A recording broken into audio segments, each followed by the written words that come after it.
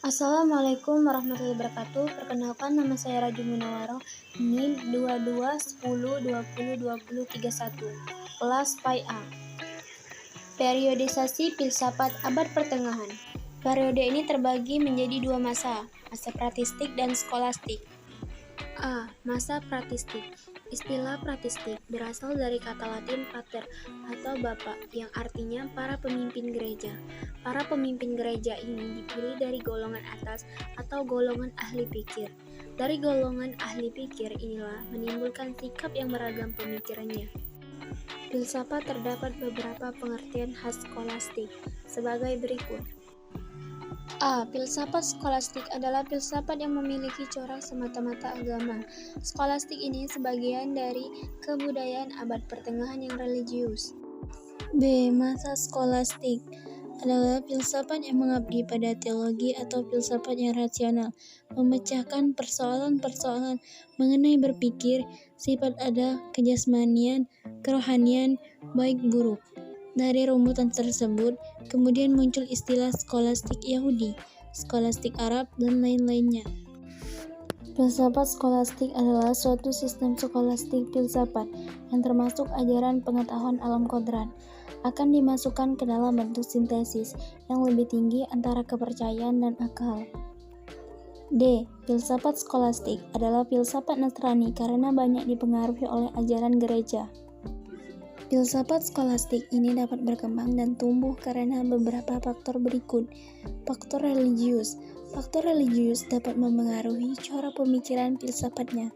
Yang dimaksud dengan faktor religius adalah keadaan lingkungan saat itu yang berupa kehidupan religius. Faktor ilmu pengetahuan. Pada saat itu telah banyak didirikan lembaga pengajaran yang diupayakan oleh biara-biara, gereja, ataupun dari keluarga istana. Masa skolastik terbagi menjadi 3 periode, yaitu 1. Skolastik awal, berlangsung dari tahun 800 sampai 1200. 2. Skolastik puncak, berlangsung dari tahun 1200 sampai 1300 Masehi.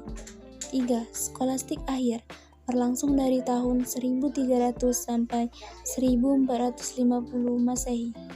1. Skolastik awal. Sejak abad ke-5 hingga ke-8 Masehi, pemikiran filsafat pratistik mulai merosot. Lebih lagi pada abad ke-6 dan ke-7, dikatakan abad kacau. Hal ini disebabkan pada saat itu terjadi serangan terhadap Romawi, sehingga kerajaan Romawi beserta peradabannya ikut runtuh yang telah dibangun selama berabad-abad. 2. Skolastik puncak.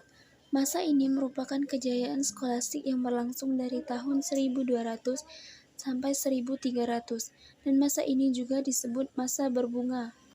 Masa skolastik akhir ditandai dengan kemalasan berpikir filsafat, sehingga menyebabkan stagnasi atau kemandegan pemikiran filsafat skolastik Kristen.